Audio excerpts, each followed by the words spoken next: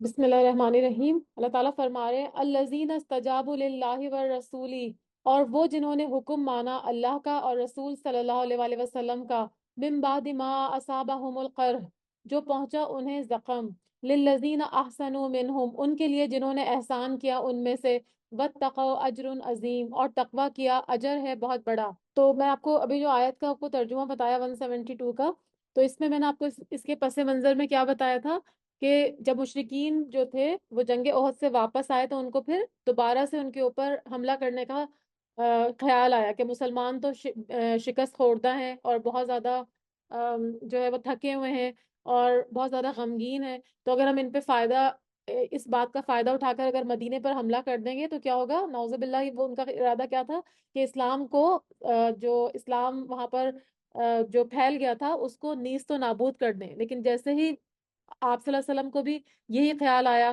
کہ کہیں ایسا نہ ہو کہ یہ لوگ دوبارہ پلٹ کر آئیں، تو انہوں نے صحابہ کو لڑنے پر آمادہ کیا تھا۔ اور جبکہ صحابہ آپ کو پتہ ہے کتنے زیادہ اپنے جو ان کے مقتولین تھے، جو شہداء تھے، ان کی وجہ سے بہت زیادہ دل گرفتہ تھے اور بہت زیادہ غمگین تھے، لیکن وہ آپ صلی اللہ علیہ وسلم کے حکم پر تیار ہو گئے۔ اور یہ قافلہ جو تھا وہ 8 میل کے فاصلے پر جب حمراء الاسد پہ پہنچا تو مشرکین کو خوف محسوس ہوا اور ان کا ارادہ بدل گیا اور وہ واپس چلے گئے۔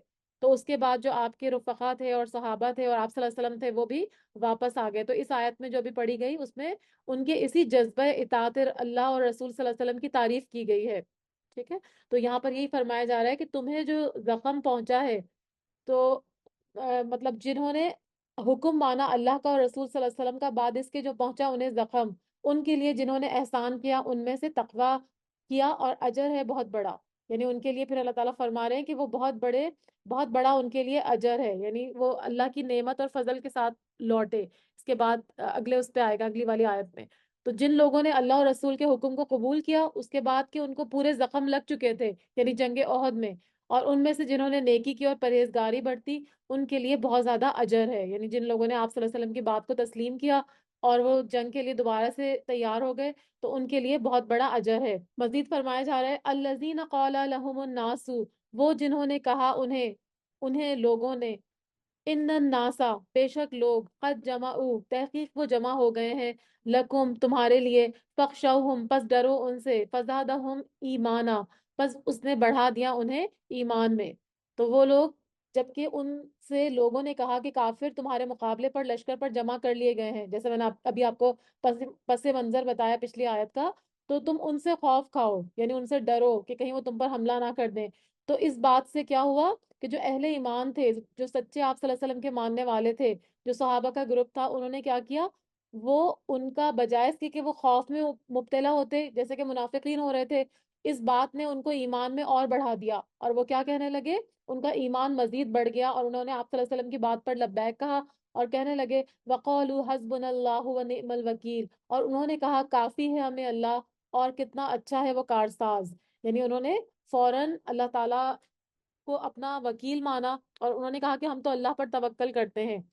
تو یہاں پر یہ بھی ہے کہ جیسے مسلمانوں میں یہ افواہ پھیلائی گئی تھی کہ مشرکین مکہ لڑائی کے لیے بھرپور تیاری کر رہے ہیں، تو یہ اس لیے پھیلائی گئی افواہ کہ یہ سن کر مسلمانوں کے حوصلے پست ہو جائیں، لیکن مسلمانوں کے حوصلے پست نہیں ہوئے، بلکہ انہوں نے کیا کیا؟ انہوں نے حسبنا اللہ و نعم الوکیل کو پڑھا، اور اس کے پڑھنے کی بھی بہت فضیلت ہے کہ جو حسبنا اللہ و نعم الوکیل کا پڑھنا ہے یہ حضرت ابراہیم علیہ السلام نے اس وقت پڑھا تھا جب ان کو آگ میں ڈالا گیا تھا، تو انہوں نے یہ کلمات پڑھے تھے، یہ بخاری کی روایت ہے۔ اور اس کے علاوہ ابراہیم علیہ السلام کی وفات پر جب آپ صلی اللہ علیہ وآلہ وسلم کو رونا آ رہا تھا، ابراہیم علیہ السلام یہ ان کے بیٹے تھے، ٹھیک ہے، چھوٹے سے تھے وہ، تو چھوٹی سی عمر میں وہ فوت ہو گئے تھے، تو ان کی جب وفات ہوئی تو آپ صلی اللہ علیہ وسلم کو رونا آ رہا تھا، تو صحابہ نے کہا کہ آپ صلی اللہ علیہ وآلہ وسلم کو بھی رونا آتا ہے؟ تو آپ نے فرمایا کہ آنکھیں آنسو بہاتی ہیں اور دل غمگین ہے، لیکن زبان سے وہی نکلے گا جو اللہ کو پسند ہے۔ یعنی جو ہماری زبان ہوتی ہے نا وہ دل کی ترجمان ہوتی ہے۔ تو یہاں پر آپ صلی اللہ علیہ وسلم نے بھی صبر کیا تھا، اور آپ صلی اللہ علیہ وسلم کا یہ طریقہ تھا کہ جب بھی آپ غمگین ہوتے تھے تو وہ یہی والی دعا پڑھتے تھے حسبنا اللہ و نعم الوکیل۔ اور حضرت عائشہ سے روایت ہے کہ جب بھی آپ صلی اللہ علیہ وآلہ وسلم کسی غم میں مبتلا ہوتے تو آپ بار بار یہی پڑھتے تھے، اور ہمارے لیے بھی یہی ہے کہ خوف کے وقت بھی ہمیں یہی پڑھنا چاہیے، یا ہم کسی پریشانی میں ہوں، کوئی کام ہمارا نہیں ہو رہا، یا کوئی ایسی بیماری ہے جس میں ہمیں سمجھ میں نہیں آ رہا کہ اب ہم کیسے صحیح ہوں گے، تو اس وقت بھی ہم کو یہی دعا پڑھنے کا حکم ہے۔ آپ صلی اللہ علیہ وآلہ وسلم نے فرمایا کہ حسبنا اللہ ہر خائف کے لیے امان اور امن ہے. یہ طبرانی کی روایت ہے.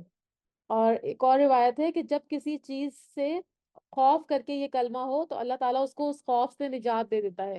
یعنی اگر آپ یہ والا کلمہ پڑھیں، حسبنا اللہ و نعم الوکیل نعم المولا و نعم النصیر. اور کبھی کبھی زندگی میں ایسا بھی ہوتا ہے نا کہ ہم کو محسوس ہوتا ہے کہ ہم اکیلے ہو گئے، ہمارے ساتھ کوئی بھی نہیں ہے، جیسے بچے ہیں وہ چلے گئے اور بھی کوئی آپ کے ساتھ نہیں ہے، کوئی آپ کا ساتھ نہیں دے رہا، آپ مشکل وقت میں ہیں. تو اس موقع پر بھی آپ کو یہ والی دعا پڑھنے کا حکم ہے. یعنی ہمیں جو ہے وہ یہ پڑھنے سے کیا ہوگا، ہمارے دل کو تسلی ہوگی. اور اس کا ترجمہ کیا ہے کہ کافی ہے ہم کو اللہ، اور کتنا اچھا ہے وہ کارساز. یعنی اللہ تعالیٰ ہی ہمارا وکیل ہے اور وہ بہت اچھا کارساز ہے. تو اس کلمے کو پڑھنے کی بہت زیادہ فضیلت ہے. ٹھیک ہے، جیسا کہ میں نے بتایا کہ حضرت ابراہیم علیہ السلام نے بھی جب ان کو آگ میں ڈالا تھا تو اس وقت ان کے زبان پر یہی کلمات تھے. تو ہمیں بھی اس کا ورد کرنا چاہیے. ایک طرح سے یہ تسبیح بھی ہے، اور اس کے علاوہ دوسرا یہ کہ ہم اس سے کیا ہوگا کہ ہمارے دل کو مضبوطی حاصل ہوگی اور ہمارا خوف جو ہے وہ دور ہوگا کسی بھی موقع پر. فن قلبو، پس وہ پلٹ آئے، بنعمت من اللہ، ساتھ نعمت کے اللہ کی طرف سے، وفضل لم یمسسہم سوء واتبعوا رضوان اللہ، پس وہ لوٹ آئے ساتھ نعمت کے اللہ کی طرف سے اور فضل کے، نہیں چھوا انہیں کسی برائی اور تکلیف نے. یعنی اس کا نتیجہ کیا ہوا، جب انہوں نے اللہ پر توکل کیا اور کافروں سے نہیں ڈرے اور انہوں نے اللہ کو اپنا کارساز جانا، تو اس کا نتیجہ کیا ہوا کہ اللہ کی نعمت اور فضل کے ساتھ وہ واپس لوٹے. اور نعمت سے مراد ایک تو سلامتی ہے، اور فضل سے مراد وہ نفع ہے جو بدر صغرا میں تجارت کے ذریعے سے ان کو حاصل ہوا. آپ صلی اللہ علیہ وآلہ وسلم نے اس معرکے میں ایک گزرنے والے قافلے سے سامان تجارت خرید کر فروخت کیا جس سے نفع حاصل ہوا. تو آپ صلی اللہ علیہ وسلم نے مسلمانوں پر اس کو تقسیم کر دیا. تو یہاں پر اللہ تعالیٰ، اور فضل کا مطلب ہوتا ہے زائد، یعنی ایکسٹرا ان کو ملا. ٹھیک ہے، یعنی سلامتی کے ساتھ وہ لوٹے، اور ایمان اور عافیت کی بھی ان کو سلامتی ہوئی. اور فضل ایک اور کیا ہے کہ جنگ کیے بغیر پورے غزوے کا ثواب ان کو نیت کی وجہ سے ہو گیا. کیونکہ اگر آپ جس بھی کام کی نیت کرتے ہیں نا، اور اس کا ارادہ کر لیتے ہیں اور وہ کام ابھی آپ پائے تکمیل تک بھی نہیں پہنچاتے، لیکن آپ کو نیت کرنے کی وجہ سے ہی اس پورے کا ثواب مل جاتا ہے. اور جیسے کہ میں نے آپ کو بتایا کہ وہ جب وہاں گئے تو مشرکین خوف کے مارے واپس چلے گئے، وہ جنگ ہوئی ہی نہیں، لیکن اس کے باوجود ان کو پورے غزوے کا ثواب اللہ تعالیٰ نے عنایت فرما دیا.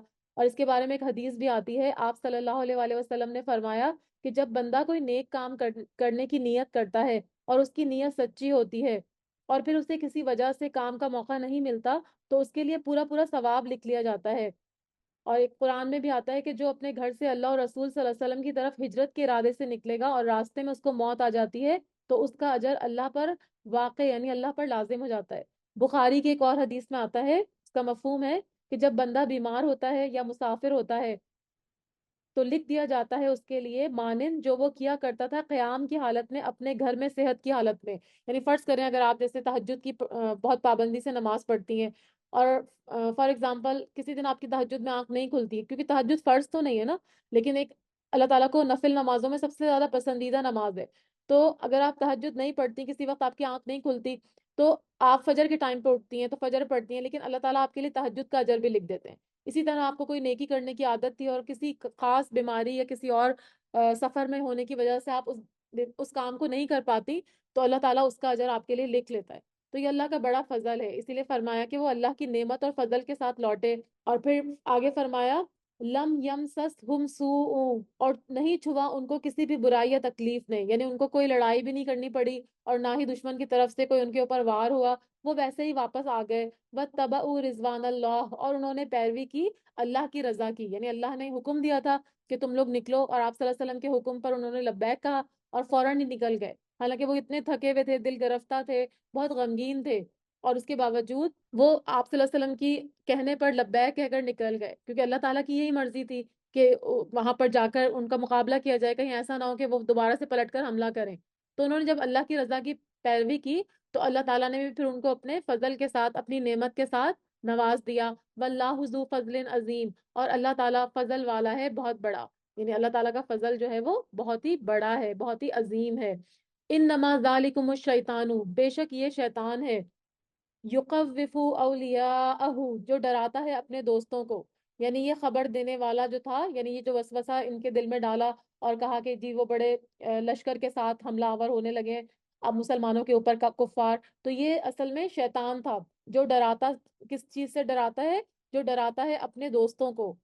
یعنی یہ اصل میں جو بھی وسوسہ ان کے دل میں ڈالا گیا وہ شیطان کی طرف سے تھا، تو یہ شیطان ہی تھا جو ڈراتا ہے اپنے دوستوں کو. تو اللہ تعالیٰ کیا فرما رہے ہیں کہ تم ان سے ڈرو نہیں، یعنی وہ اپنے دوستوں کو ڈراتا ہے.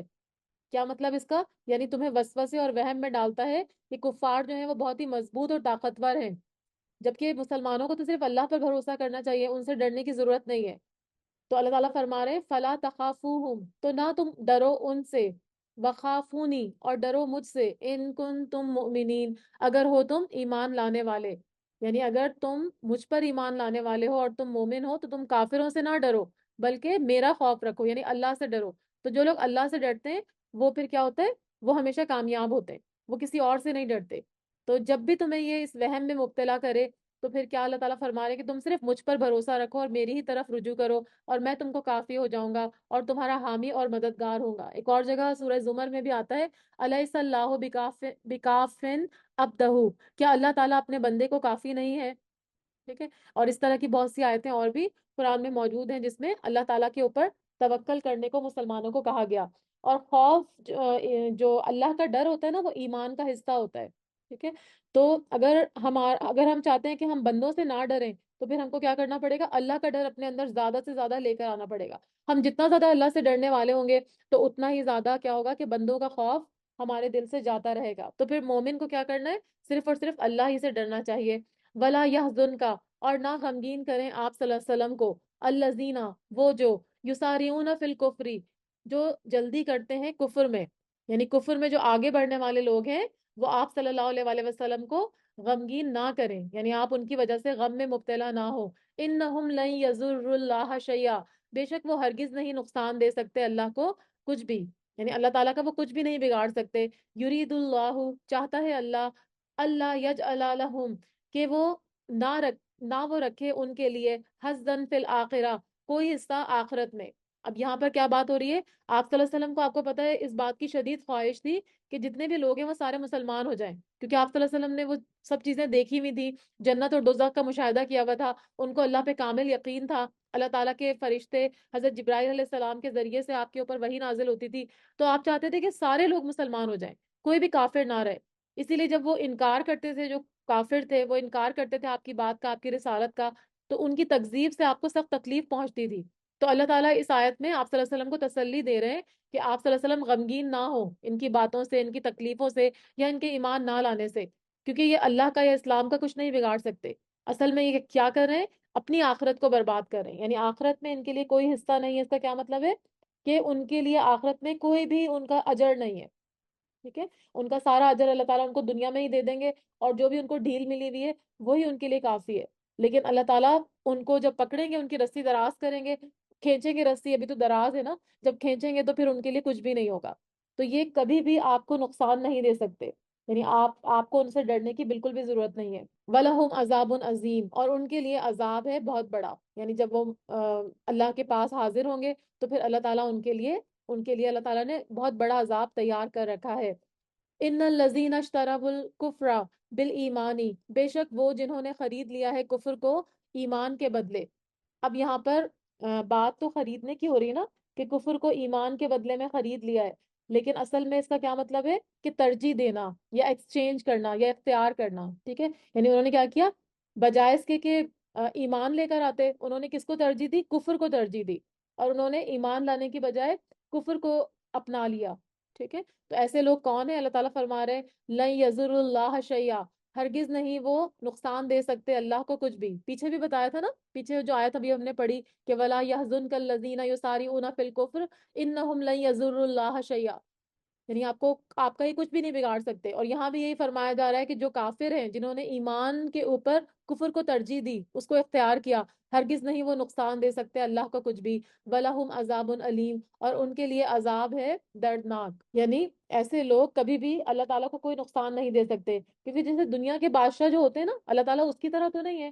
دنیا کے بادشاہوں کو تو لوگ ایک جگہ جتھا کر کے ان کے اوپر حملہ کر کے ان کو نقصان پہنچا سکتے ہیں، لیکن ساری قدرت، سارا اختیار تو اللہ ہی کے پاس ہے. تو ان کی چھوٹی چھوٹی چالیں، چھوٹے چھوٹے مکر، اللہ تعالیٰ کو کوئی تکلیف نہیں دے سکتے. اللہ تعالیٰ جو ہے وہ پوری کائنات کے بادشاہ ہیں، تو وہ اللہ کو کوئی نقصان دے ہی نہیں سکتے. البتہ ان کے لیے اللہ تعالیٰ نے دردناک عذاب تیار کر رکھا ہے. ولا یحسبن الذین کفروا، اور نہ ہرگز گمان کریں وہ جنہوں نے کفر کیا، انما نملی لہم، کہ ہم ڈھیل دے رہے ہیں انہیں، خیر لانفسہم، بہتر ہے ان کے نفسوں کے لیے۔ مطلب جنہوں نے ایمان کے بدلے کفر کو خرید لیا ہے، تو یہ کافر لوگ ہماری دی ہوئی مہلت کو، کیونکہ اللہ تعالیٰ ان کی فوراً پکڑ نہیں کر رہے نا، ان کو بھی نعمتوں سے نواز رہے، ان کے اوپر فوراً ان کی کوئی سزا نہیں آ رہی، تو اللہ تعالیٰ نے ایک طرح سے ان کو ڈھیل دی ہوئی ہے۔ تو کیا فرمایا کہ کافر لوگ ہماری دی ہوئی مہلت کو اپنے حق میں بہتر نہ سمجھیں، یہ نہ سمجھے کہ یہ ان کے لیے بہتر ہے۔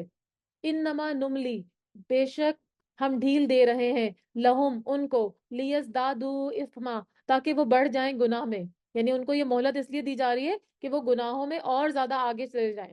تو یہ اللہ تعالیٰ کے اس آیت میں قانون امہال، امہال کا مطلب ہوتا ہے مہلت دینا، تو یہاں پر اس آیت میں اللہ کے قانون امہال کا بیان ہے، یعنی اللہ تعالیٰ اپنی حکمت اور مشیت کے مطابق کافروں کو مہلت عطا فرماتا ہے، وقتی طور پر ان کو دنیا کی فراغت اور خوشحالی سے فتوحات بھی دیتا ہے، مال اور اولاد سے بھی نوازتا ہے، تو وہ لوگ کیا سمجھتے ہیں کہ ان پر اللہ کا فضل ہو رہا ہے، لیکن اگر اللہ کی نعمتوں سے فیضیاب ہونے والے نیکی اور اطاعت الہی کا راستہ اختیار نہیں کرتے، تو یہ جو دنیا کی نعمتیں ہیں اور جو فضل الہی ان کو ملا ہوا ہے، یہ اصل میں ان کے لیے مہلت الہی ہے۔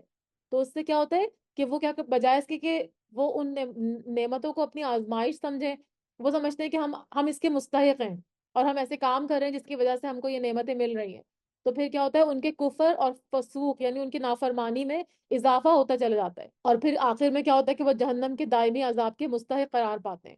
تو یہاں اسی لیے ان کے بارے میں بتایا جا رہا ہے کہ الذین کفروا ولا یحسبن الذین، ہرگز نہیں گمان کریں وہ لوگ جنہوں نے کفر کیا کہ بے شک ہم جو ڈھیل دے رہے ہیں ان کو وہ بہتر ہے ان کے لیے یا ان کے نفسوں کے لیے، بے شک ہم ڈھیل دے رہے ہیں انہیں تاکہ وہ بڑھ جائیں گناہ میں، وَلَهُمْ عَذَابٌ مُّهِینٌ، اور ان کے لیے عذاب ہے رسوا کرنے والا، یعنی ان کے لیے ذلیل اور خوار کرنے والا عذاب ہے۔ اگر وہ توبہ کر لیں اور اللہ کی طرف رجوع کر لیں، ان نعمتوں کو آزمائش سمجھ لیں اور اللہ تعالیٰ کی طرف لوٹ آئیں، تو یہ معاف ہو سکتے ہیں، لیکن اگر اسی حالت میں ان کی جان چلی جائے گی تو پھر اللہ تعالیٰ نے آخرت میں ان کے لیے عذاب مہین تیار کر رکھا ہے، یعنی ان کو رسوا کرنے والا۔ دنیا میں بھلے وہ کتنے ہی عزت دار کیوں نہ ہو، لیکن وہاں پر وہ ذلیل اور رسوا ہوں گے۔ ما کان اللہ لیذر المؤمنین، نہیں ہے اللہ کہ وہ چھوڑ دے مومنوں کو، الا ما انتم، اوپر اس کے جو ہو تم، علیہ جس پر، حتی یمیز الخبیث من الطیب، یہاں تک کہ وہ چھانٹ لے ناپاک کو پاک سے۔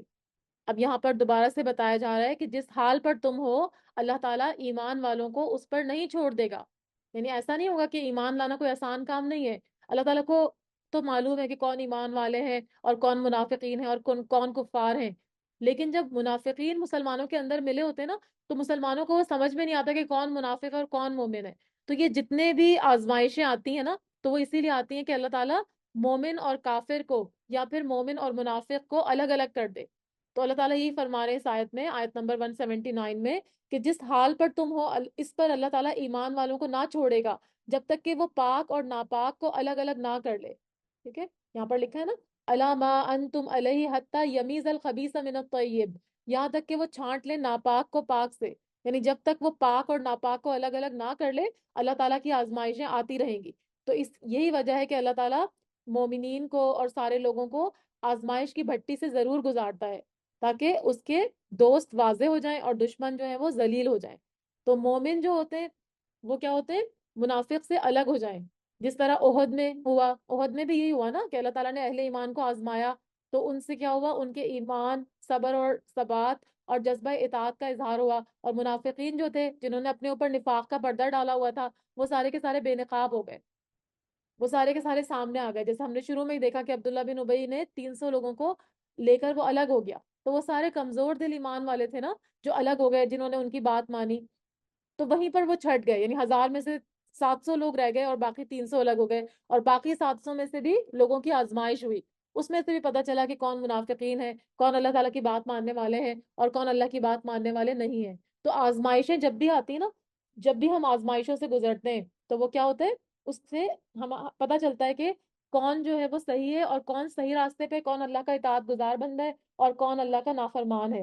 اس سے ہمیں لیسن کیا مل رہا ہے یہاں پر، اس آیت سے ہمیں لیسن کیا مل رہا ہے کہ اگر گناہوں کے باوجود ہمارے اوپر دنیا فراغ ہو رہی ہے، ہم نافرمانی کے کام کر رہے ہیں، لیکن ہمیں ساری نعمتیں ملتی چلی جا رہی ہیں، دنیا ہمارے لیے کھلتی چلی جا رہی ہے، وسیع ہوتی چلی جا رہی ہے، تو یہ اللہ تعالیٰ کی طرف سے ڈھیل ہے، تو اس پر ہم کو خوش نہیں ہونا چاہیے، بلکہ اس پر ہم کو فکر کرنی چاہیے اور فوراً اللہ کی طرف پلٹنا چاہیے۔ آزمائش صرف مصیبت کے ساتھ نہیں آتی۔ ہم یہ سمجھتے ہیں نا کہ آزمائش یہ ہے کہ اچھا ہمارے اوپر کوئی بیماری آ جائے، یا ہمارے اوپر کوئی جاب چلی جائے، یا کوئی اور ایسا مسئلہ ہو جائے تو ہم سمجھتے ہیں یہ آزمائش ہے۔ حالانکہ آزمائش مصیبت کا نام نہیں ہے، بلکہ بعض دفعہ خوشحالی، صحت، دولت بھی آزمائش بن جاتی ہے۔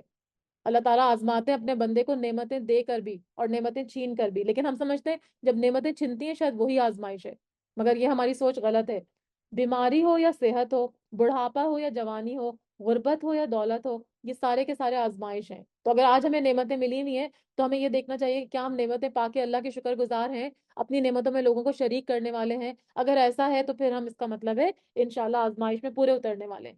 لیکن اگر ہم نعمتیں پا کے پھول جائیں اور ہم سمجھیں کہ اللہ نے ہم پر انعام کیا ہے اور ہم جو ہے وہ اللہ کی نافرمانی کے کام کرنا شروع کر دیں، ٹھیک ہے، تو پھر کیا ہوگا کہ پھر یہ سمجھیں کہ ہمارے لیے نعمتوں کی آزمائش ہے۔ تو دونوں طرح سے اللہ تعالیٰ آزماتے ہیں۔ آپ صلی اللہ علیہ وآلہ وسلم نے فرمایا کہ وہ شخص اچھا ہے جس کی عمر دراز ہے اور اس نے اچھے عمل کیے ہوں، اور بدترین وہ ہے جس کی عمر بھی دراز ہو اور اس کے عمل خراب ہوں۔ قرآن میں بھی آتا ہے، کیا وہ سمجھتے ہیں کہ جو مال اور اولاد ہم ان کو مال اور اولاد کے ساتھ ہم ان کو مہلت دے رہے ہیں، یہ ان کے حق میں اچھا ہے اور ہم ان کو نیکیوں میں آگے بڑھا رہے ہیں، بلکہ وہ شعور نہیں رکھتے۔ سورہ توبہ کی آیت نمبر 85 میں آتا ہے، اس کا ترجمہ ہے، ان کے مال اور اولاد تمہیں تعجب میں نہ ڈالیں، یعنی جو دشمن ہے اگر ان کے مال اور اولاد بہت زیادہ ہیں، ان کے پاس مال بھی ہے، اولاد بھی ہے، بہت ساری نعمتیں ہیں، تو وہ تمہیں تعجب میں نہ ڈالیں۔ اللہ چاہتا ہے انہی کے ذریعے ان کو دنیا میں عذاب دے، اور اس حال میں کہ ان کی جان نکلے کہ وہ کافر ہو، کیونکہ وہ ظاہر سی بات ہے مال اور اولاد کو آزمائش سمجھ ہی نہیں رہے۔ جو نعمتیں ان کو ملی ہیں وہ پانے کے بعد اور زیادہ اللہ کی نافرمانی میں لگے ہوئے ہیں۔ تو اللہ کی ڈھیل ان کو ملی ہوئی ہے تو وہ سمجھ رہے ہیں کہ ہمیں اللہ کی پکڑ نہیں آئے گی، لیکن ایسا نہیں ہوگا۔ جب اللہ کی پکڑ آئے گی تو پھر کیا ہوگا کہ ان کے لیے پھر ذلت والا عذاب ہوگا، رسوا کرنے والا عذاب ہوگا۔ تو یہ جو آزمائشیں آتی ہیں وہ اسی لیے آتی ہیں کہ خبیث کو طیب سے پاک کر لے، یعنی ناپاک کو پاک کر لے، ناپاک اور پاک میں یمیز یعنی ان کے درمیان میں ڈفرنس کر لے، یعنی ان کو چھانٹ لے، الگ الگ کر لے۔ وما کان اللہ لیطلعکم، اور نہیں ہے اللہ کہ آگاہ کر دے تمہیں علی الغیبی، غیب پر، کیونکہ آپ صلی اللہ علیہ وسلم کو تو غیب کے بارے میں نہیں پتا تھا کہ کون منافق ہے، ٹھیک ہے۔ تو اگر اللہ تعالیٰ اس طرح کی آزمائشوں کے ذریعے لوگوں کے حالات اور ان کے ظاہر اور باطن کو نمایاں نہیں کرتا تو نبی صلی اللہ علیہ وسلم کے پاس تو کوئی غیب کا علم نہیں تھا کہ جس پر یہ ساری باتیں ان کے اوپر ظاہر ہو جاتی اور وہ جان سکتے کہ کون منافق ہے اور کون مومن ہے خالص۔ تو یہ جب آزمائشیں آتی تھیں تو اس وقت سب کو پتہ چل جاتا تھا کہ کون جو ہے وہ مومن اور کون منافق ہے۔ تو اللہ تعالیٰ یہی فرما رہے ہیں کہ اور نہیں ہے اللہ کہ آگاہ کر دے تمہیں غیب پر، ولیکن اللہ یجتبی، اور لیکن اللہ چن لیتا ہے، من رسولہ اپنے رسولوں میں سے، من یشاء جسے وہ چاہتا ہے، یعنی اللہ تعالیٰ جس کو چاہتا ہے اپنے رسولوں میں سے اس کا انتخاب کر لیتا ہے، یعنی اللہ تعالیٰ جس کو چاہے غیب کا علم عطا فرما دیتا ہے، ٹھیک ہے۔ تو بعض کے اوپر منافقین کا راز فاش کر دیتا ہے، ٹھیک ہے، لیکن یہ ہے کہ ہر ایک کے اوپر نہیں۔ اسی طرح کی جب وہ ہوتی ہیں آزمائشیں آتی ہیں تو پھر مومن اور منافق الگ الگ ہو جاتے ہیں۔ فآمنوا باللہ ورسولہ، بس ایمان لاؤ اللہ پر اور اس کے رسول صلی اللہ علیہ وآلہ وسلم پر، لیکن یہاں پر تو رسول لکھا ہے نا، تو اس کے رسولوں پر، ٹھیک ہے، یہاں پہ آپ صلی اللہ علیہ وسلم مراد نہیں بلکہ جتنے بھی رسول ہیں، فرمایا جا رہا ہے کہ ایمان لاؤ اللہ پر اور اس کے رسولوں پر، وَإِن تُؤْمِنُوا، اور اگر تم ایمان لاؤ گے، وَتَتَّقُوا، اور تم تقوی اختیار کرو گے، یعنی اللہ کا ڈر اختیار کرو گے، پرہیزگاری کرو گے، فَلَكُمْ أَجْرٌ عَظِيمٌ، تو تمہارے لیے اجر ہے بہت بڑا۔ تو یہاں پر کیا بتایا جا رہا ہے کہ کامیابی کس طرح ہوگی، کہ اللہ پر ایمان لانا ہے اور اس کے بھیجے ہوئے رسولوں پر ایمان رکھنا ہے، اور اگر ہم ایمان لائیں گے، اللہ کا ڈر، اللہ کا تقوی اختیار کریں گے، تو پھر کیا ہوگا، ہمارے لیے بہت بھاری اجر ہوگا۔ تو یہاں مسلمانوں کو بتایا جا رہا ہے کہ کس طرح سے اللہ سے اجر حاصل کر سکتے ہیں۔ وَلَا يَحْسَبَنَّ الَّذِينَ يَبْخَلُونَ، اور نہ ہرگز گمان کریں وہ جو بخل کرتے ہیں۔ بخل کا مطلب میں نے آپ کو بتایا تھا نا، کنجوسی، یعنی مال کو روک کے رکھنا اور اللہ کی راہ میں خرچ نہیں کرنا۔ بخل کا مطلب ہوتا ہے جہاں خرچ کرنا ہو وہاں خرچ نہ کرنا، ٹھیک ہے۔ تو بخل کرنے سے کیا ہوتا ہے، مال ضائع ہو جاتا ہے، اور سخاوت یا خرچ کرنے سے مال میں اضافہ ہوتا ہے۔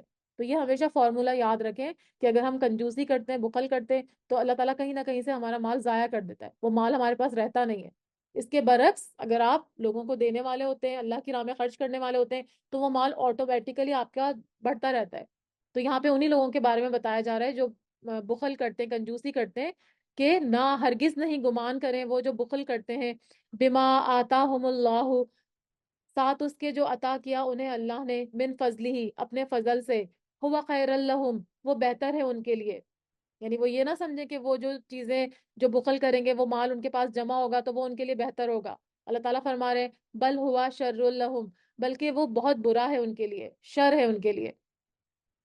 سیطوقون، ان قریب وہ طوق پہنائے جائیں گے. طوق جو گردن کے اندر پہناتے ہیں نا، جس سے پھر وہ پوری طرح سے جکڑ جاتے ہیں، تو ان کو کہا جا رہا ہے کہ عنقریب قیامت والے دن وہ طوق پہنائے جائیں گے، ما بخیلو، اس کا جنہوں نے بخل کیا، بھی، جس کا، یوم القیامہ، قیامت کے دن، وللہ میراث السماوات والارض، اور اللہ ہی کے لیے ہے میراث آسمانوں کی اور زمین کی، واللہ بما تعملون خبیر، اور اللہ اس سے جو تم عمل کرتے ہو خوب باخبر ہے. یہاں پر کیا فرمایا جا رہا ہے، پھر سے میں اس کا ترجمہ آپ کو بتاتی ہوں، کہ اللہ تعالیٰ نے جن کو اپنے فضل سے کچھ دے رکھا ہے، وہ اس میں کنجوسی کو اپنے لیے بہتر خیال نہ کریں. یعنی کنجوسی کر کے یہ نہ سمجھے کہ یہ صحیح ہے. اور دیکھیں یہاں پر لکھا ہوا ہے اللہ تعالیٰ نے اپنے فضل سے دیا ہوا ہے، یہاں پہ لکھا ہوا ہے نا آتاہم اللہ من فضلہ.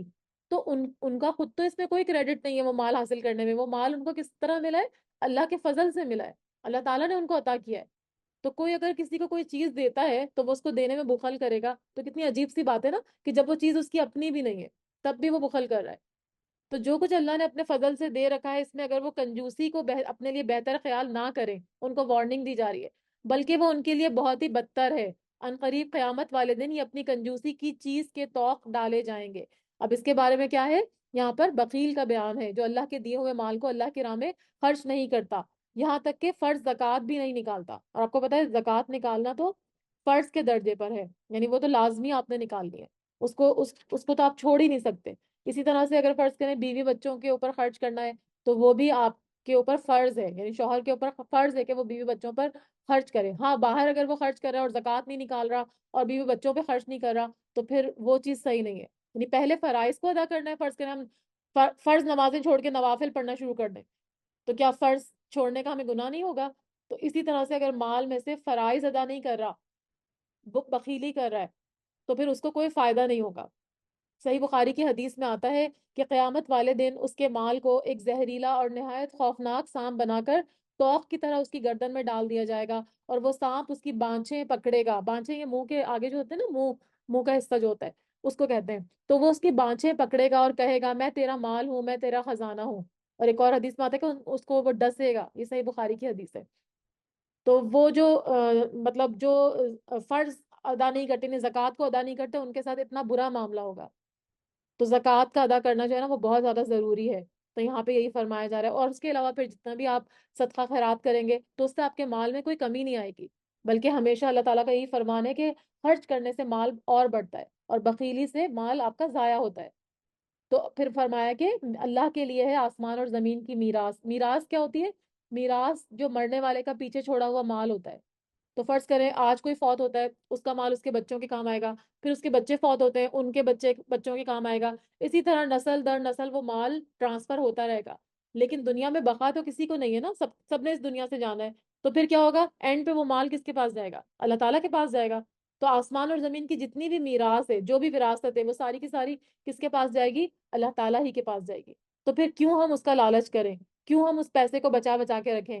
کیونکہ جو پیسہ ہم اپنے ہاتھ سے خرچ کریں گے وہی ہمارے کام آئے گا. جو ہم بچا کر رکھیں گے وہ ہمیں نہیں پتا ہمارے وارث اس کو کس جگہ پہ لگاتے ہیں، اچھے کام پہ لگائیں گے یا برے کام پہ لگائیں گے، اس کا ہمیں نہیں پتا.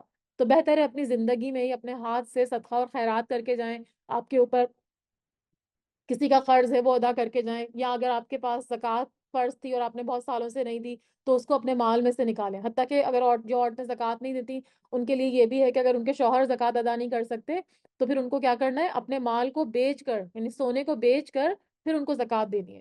یہ نہیں ہو سکتا کہ وہ کہہ دیں کہ جی ہماری تو کوئی سورس آف انکم نہیں ہے اور ہم کیسے زکوٰۃ ادا کریں.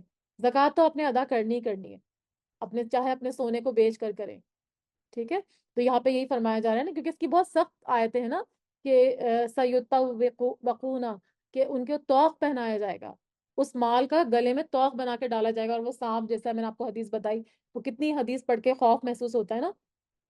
تو فرمایا جا رہا ہے اللہ ہی کے لیے ہے میراث آسمانوں کی اور زمین کی، واللہ بما تعملون خبیر، اور اللہ اس سے جو تم عمل کرتے ہو خوب باخبر ہے. یعنی لوگوں سے چھپا کے تو آپ کر سکتے ہیں, لوگوں کو آپ کہہ سکتے ہیں کہ ہاں ہاں میں نے زکوٰۃ دے دی ہے, لیکن اللہ سے تو آپ کچھ نہیں چھپا سکتے نا. اللہ تعالیٰ تو آپ کے ہر ہر عمل کو جانتا ہے, جو جو آپ عمل کر رہے ہیں وہ سب سے اللہ تعالیٰ خوب اچھی طرح سے آگاہ ہے.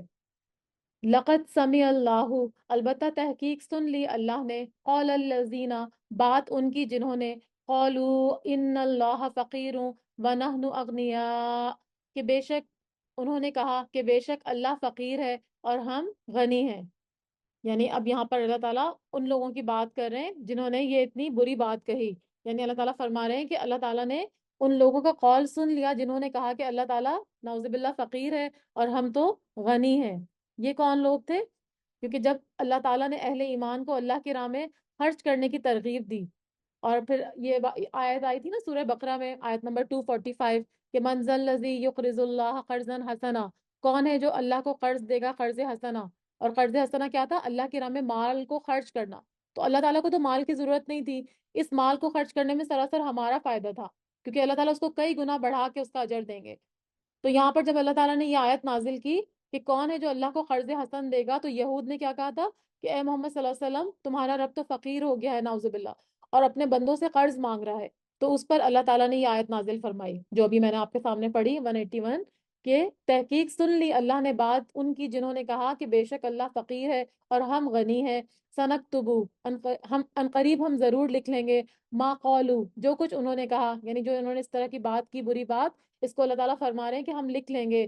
وَقَتْلَهُمُ الْأَنْبِيَاءَ بِغَيْرِ حَقٍّ, اور قتل کرنا ان کا انبیاء کو یعنی نبیوں کو بغیر حق کے, یعنی یہ سارے ان کے گناہ ہیں. ایک تو یہ بات انہوں نے کہی, اور دوسرا ان کے اس قول کو بھی اللہ تعالیٰ فرما رہے ہیں ہم لکھ لیں گے کہ جو ہے وہ اپنے جو ان کے پیغمبر آتے تھے ان کو وہ بلا وجہ قتل کر دیتے تھے, کیونکہ یہ والا جو قول ہے یہ اللہ کی شان میں گستاخی ہے. اور اسی طرح انبیاء علیہ السلام کا ناحق قتل کرنا, تو یہ سارے جرائم اللہ کی بارگاہ میں درج ہیں, جس پر پھر اللہ تعالیٰ ان کو جہنم کی آگ میں داخل کریں گے. تو اللہ تعالیٰ فرما رہے ہیں وَنَقُولُ, اور ہم کہیں گے, ذُوقُوا عَذَابَ الْحَرِيقِ, چکھو عذاب جلنے کا. یعنی ابھی تو یہ دنیا میں اس طرح کی باتیں کر رہے ہیں کیونکہ ان کو جو ہے وہ ڈھیل ملی ہوئی ہے, لیکن جب یہ رسی اللہ تعالیٰ کھینچیں گے تو پھر کیا ہوگا کہ ان کو پھر جلنے کا عذاب چکھنا پڑے گا. ان کی اتنے برے برے کرتوت تھے کہ نبیوں کو جو کہ ان کے پاس حق کا پیغام لے کر آئے, اللہ کی طرف سے آئے, ان کو انہوں نے قتل کر دیا, تو پھر ان کو جلنے کا عذاب چکھنا پڑے گا. اللہ تعالیٰ فرما رہے ذالک بما قدمت, یہ بوجہ اس کے ہے جو آگے بھیجا, ایدیکم, تمہارے ہاتھوں نے, یعنی یہ تمہارے پیش کردہ اعمال کا بدلہ ہے. جلنے کا عذاب ان کو کیوں مل رہا ہے؟ کیونکہ ان کے عمل ہی ایسے تھے, انہوں نے یہی کام کیے تھے, اسی وجہ سے ان کو جلنے کا عذاب دیا جا رہا ہے, اسی وجہ سے ان کے اوپر یہ ساری مصیبت پڑ رہی ہے. یہ اس وجہ سے ہے کہ جو کچھ تم نے آگے بھیجا. وَأَنَّ اللَّهَ لَيْسَ بِظَلَّامٍ لِّلْعَبِيدِ, اور بے شک اللہ نہیں ظلم کرنے والا اپنے بندوں پر. یعنی اللہ تمہارے اوپر ظلم نہیں کرے گا. تمہیں جو جلنے کا عذاب دیا جا رہا ہے اس میں اللہ تعالیٰ کہیں سے بھی ظالم نہیں ہے. اللہ تعالیٰ تو اپنے بندوں پر بہت زیادہ مہربان ہے, 70 ماؤں سے زیادہ وہ اپنے بندوں پر مہربان ہے. یہ تمہارے اپنے کرتوتوں کی وجہ سے ہو رہا ہے, جو تم نے عمل کیے, اللہ کے بارے میں اتنی بری بری باتیں کی اور انبیاء کو قتل کیا, اس وجہ سے تمہیں یہ مصیبت اٹھانی پڑے گی. الذین قالوا ان اللہ عہد, وہ جنہوں نے کہا, یعنی وہ لوگ جنہوں نے کہا بے شک اللہ نے عہد لے رکھا ہے, الینا, ہم سے, اللہ نؤمنا, کہ نہ ہم مانے, لرسول, کسی رسول کو, حتی یاتینا, یہاں تک کہ وہ لائے ہمارے پاس, بقربان, ایک قربانی, تاکلہ النار, کھا جائے اس کو آگ. اب یہ لوگ اور الٹی الٹی باتیں کیا کر رہے ہیں؟ یہ وہ لوگ ہیں جنہوں نے کیا کہا اللہ تعالیٰ سے, انہوں نے کیا کہا لوگوں سے کہ اللہ تعالیٰ نے تو ہم کو حکم دیا ہے کہ ہم کسی رسول کو اس وقت تک نہ مانے جب تک کہ وہ ہمارے پاس ایسی قربانی نہ لائے جس کو آگ کھا جائے. قل, آپ کہہ دیجئے, قد جاءکم, تحقیق آئے تھے تمہارے پاس, رسول, کئی رسول, من قبلی, مجھ سے پہلے, بالبیناتی, ساتھ واضح دلائل کے, وبالذی قلتم, اور ساتھ اس چیز کے جو کہی تھی تم نے. آپ کو پتہ ہے نا کہ جب آدم علیہ السلام اور ان کے دو بیٹے تھے نا, حابیل اور قابیل, ان کے درمیان جب لڑائی ہوئی تھی تو اس زمانے میں بھی یہی ہوتا تھا. یعنی پہلے انبیاء کا کیا دستور تھا کہ وہ جو کچھ بھی قربانی کرنا چاہتے تھے نا, تو وہ قربانی کو کیا کرتے تھے, وہ سارا کا سارا ایک گراؤنڈ میں, ایک میدان میں رکھ دیتے تھے, اور آسمان سے ایک آگ آتی تھی اور اس کو کھا جاتی تھی. تو مطلب آگ آ کے اس کو جلا دیتی تھی, بھسم کر دیتی تھی, کیونکہ آپ جو حابیل اور قابیل کا جو واقعہ تھا نا اس میں بھی ایسا ہی ہوا تھا. لیکن بعد میں جب آپ صلی اللہ علیہ وسلم آئے, نبی صلی اللہ علیہ وسلم آئے, تو انہوں نے کیا کہا, ہم ان کو جب تک نہیں مانیں گے جب تک کہ وہ ہمارے پاس ایک ایسی قربانی لے کر آئے, یعنی ایسی قربانی لا کر اس میں رکھے کہ جس کو آگ آ کے کھا جائے.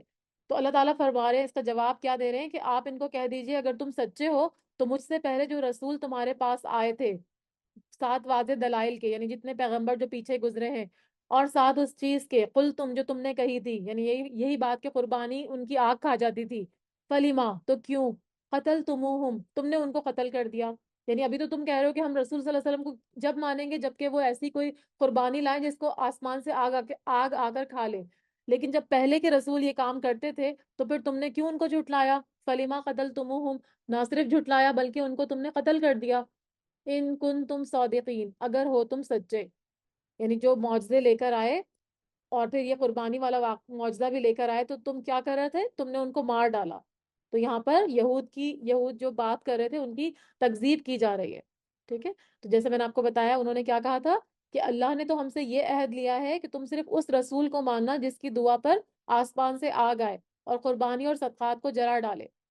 کیونکہ آپ کے پاس اس معجزے کا ظہور نہیں ہوا ہے تو اسی لیے ہم آپ کی رسالت پر ایمان نہیں لے کر آئے گے.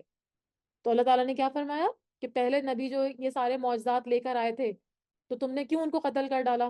پھر تو تم فوراً ایمان لے آتے. تو اگر تم سچے ہو تو پھر تم نے پیچھے والے پیغمبروں کو کیوں جھٹلایا، ان کو کیوں قتل کیا جو یہ ساری چیزیں لے کر آئے تھے؟ یعنی یہ صرف ان کی بحث در بحث تھی، اصل میں تو ان کو ایمان نہیں لانا تھا، یہ صرف ایکسکیوزز اور جھوٹے بہانے دے رہے تھے. لیکن یہاں اللہ تعالیٰ نے ان کے سارے کردار کو کھول کے رکھ دیا.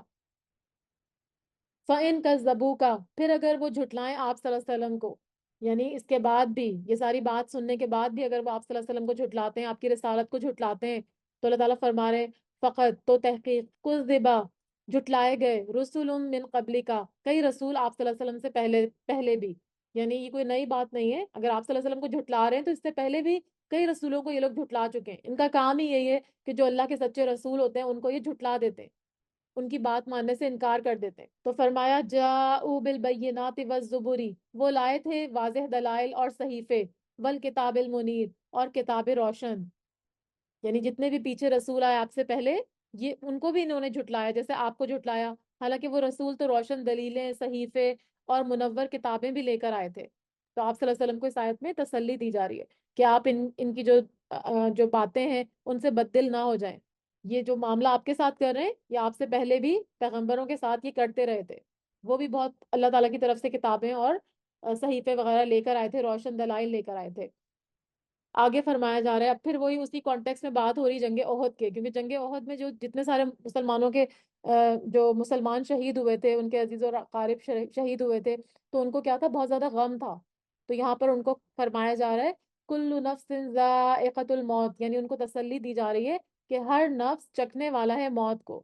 یعنی جو بھی جان دنیا میں آئی ہے اس کو مرنا ضرور ہے، چاہے وہ جن ہو، چاہے وہ انسان ہو، چاہے وہ کوئی بھی جاندار ہو. ٹھیک ہے، ہر جاندار نے جو بھی دنیا میں آئی ہے اس کو موت کا مزہ ضرور چکھنا ہے.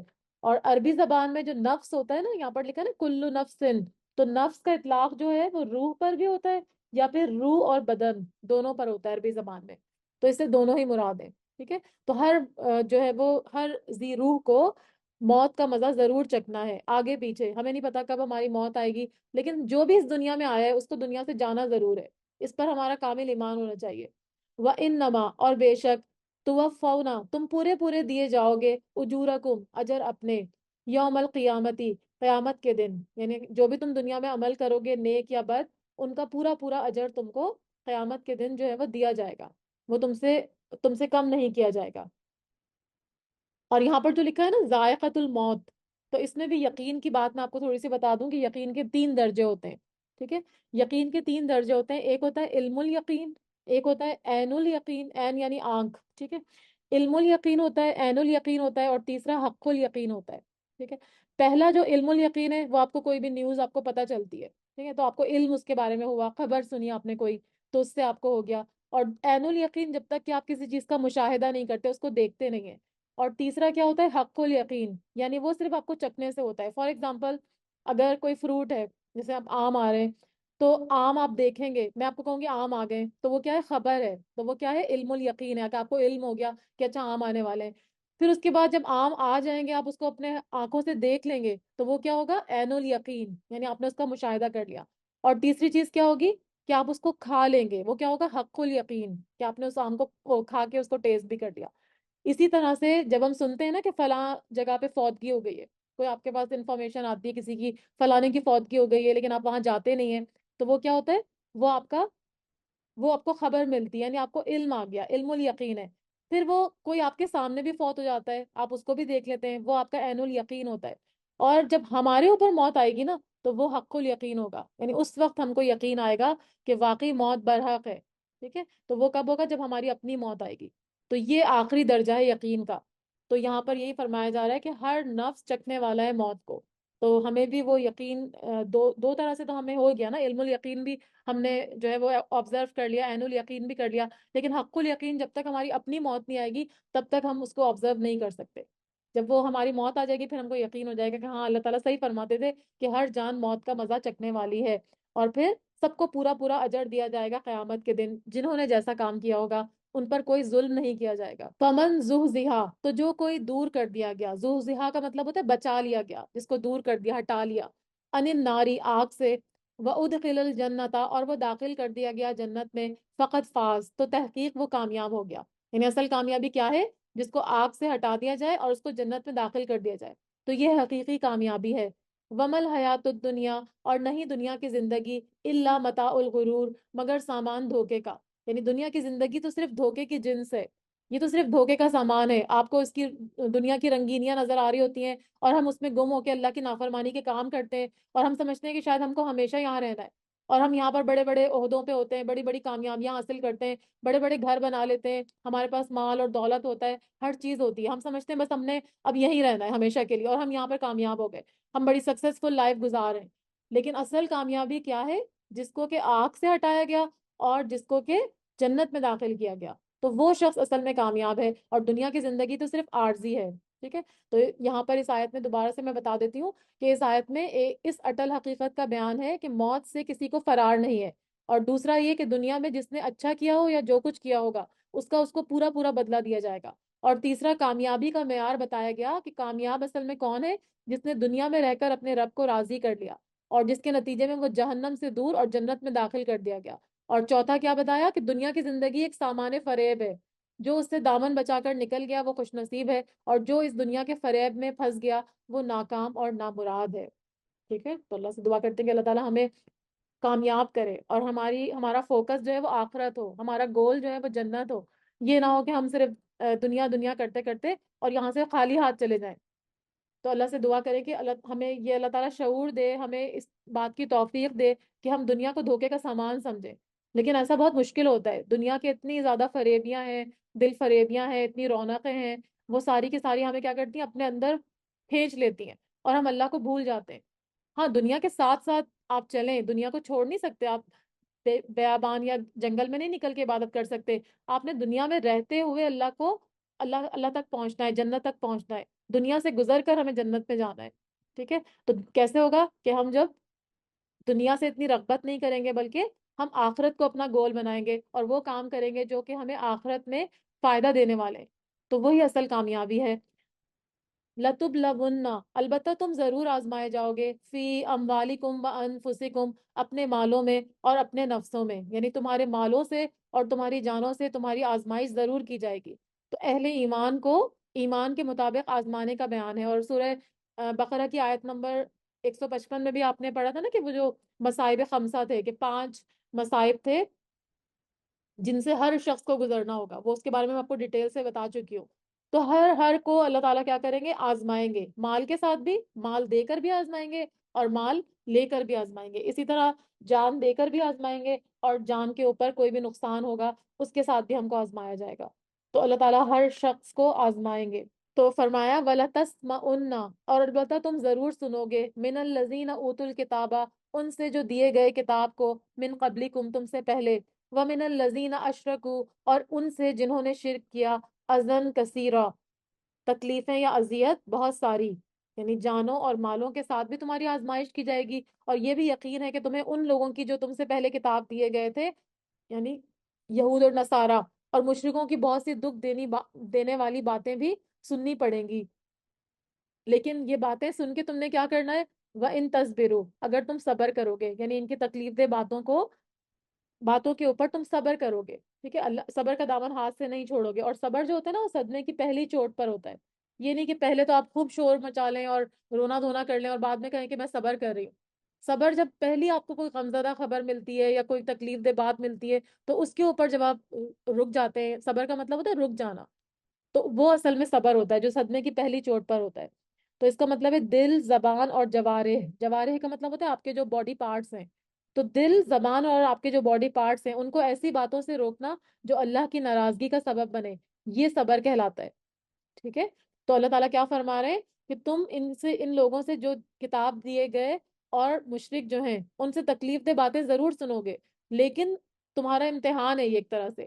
لیکن اگر تم صبر کرو گے وَإِن تَصْبِرُوا وَتَتَّقُوا، اور تم پرہیزگاری اختیار کرو گے، فَإِنَّ اللَّهَ فَإِنَّ ذَلِكَ، تو بے شک یہ من عزم الامور، ہمت کے کاموں میں سے ہے اور عزم کے کاموں میں سے ہے. اب یہاں پر کیا بتایا جا رہا ہے؟ یہاں پر اہل کتاب سے، جیسے میں نے بتایا، اہل کتاب سے مراد یہود اور نصارہ ہیں. یہ نبی اکرم صلی اللہ علیہ وسلم اسلام اور مسلمانوں کے خلاف کیا کرتے تھے؟ مختلف طریقوں سے طعنہ اور تشنیع کی باتیں کرتے تھے. یعنی ان کو عیب دیتے تھے، ان کے اوپر طرح طرح کے الزامات لگاتے تھے. تو اسی طرح سے مشرکین عرب بھی یہی کرتے تھے. اور جو مدینے میں جب آپ صلی اللہ علیہ وسلم ہجرت کر کے آئے تو جو منافقین تھے اور ان کا سردار تھا، آپ کو پتہ ہے نا، عبداللہ بن ابی، وہ بھی آپ صلی اللہ علیہ وسلم کی شان میں بری بری باتیں کرتا تھا. اور آپ صلی اللہ علیہ وسلم کے مدینہ آنے سے پہلے اہل مدینہ اس کو اپنا سردار بنانے لگے تھے اور اس کے سر پر تاج رکھنے کی تیاری مکمل ہو چکی تھی. تو جب آپ صلی اللہ علیہ وسلم تشریف لائے مدینے میں ہجرت کر کے اللہ کے حکم سے، تو اس کا سارا خواب بکھر گیا. تو اس کو شدید صدمہ پہنچا. تو اس نے کیا کیا؟ انتقام کے طور پر آپ کے خلاف ہر طرح کا اس نے جو ہے نا حربے کیے، کوئی موقع ہاتھ سے نہیں جانے دیا. تو یہاں پر ان حالات میں، یعنی اتنے برے حالات میں، مسلمانوں کو کیا تنبیہ کی جا رہی ہے کہ وہ عفو و درگزر کا معاملہ کریں. یعنی ان کو اگنور کر دیں، ان کو معاف کر دیں، اور صبر اور تقوی اختیار کرنے کی تلقین کی جا رہی ہے. تو اس سے کیا پتہ چلتا ہے کہ جو بھی حق کے داعی ہوتے ہیں، جو حق کی طرف بلانے والے ہوتے ہیں، ان کو اذیتوں اور مشکلات سے دوچار ہونا ہی پڑتا ہے. ٹھیک ہے. اور راہ حق پر چلنا جو ہے وہ مشکل ہے، آسان نہیں ہے.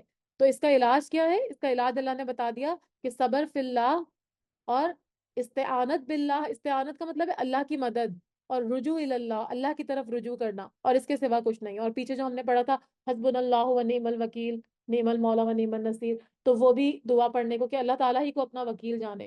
تو پھر ان کی جتنی بھی باتیں ہیں، جو بھی ان کے تانے تشنے ہیں، ان سے مسلمان بچ سکتے ہیں.